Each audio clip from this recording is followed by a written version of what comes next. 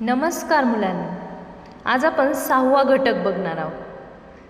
नाव आहे चंपकला शाबासकी मिळाली.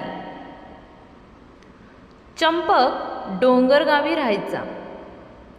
गाव सुंदर होते. चंपकला गाव आवडायचे. चंपकचे सुरेश मामा शहरात राहायचे. तो शहरात शिकायला मामांकडे गेला. चंपक शिकून मोठा झाला. चंपकला काम करायला आवडायचे. चंपकने नगरपालिकेची परवानगी मिळवली. मामांनी मदत केली. चंपकने हिराबागेजवळ केळीची गाडी उभी केली.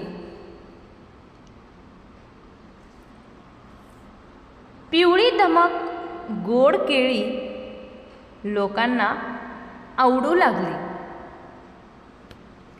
एके दिवशी एका मुलाने केळी घेतली.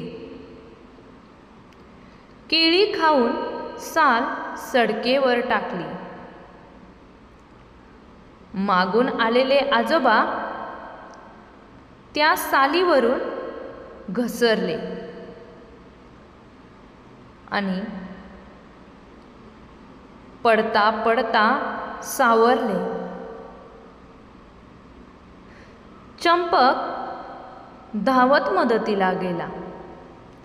आजोबांना बाजूला नेऊन बसवले. पाणी दिले.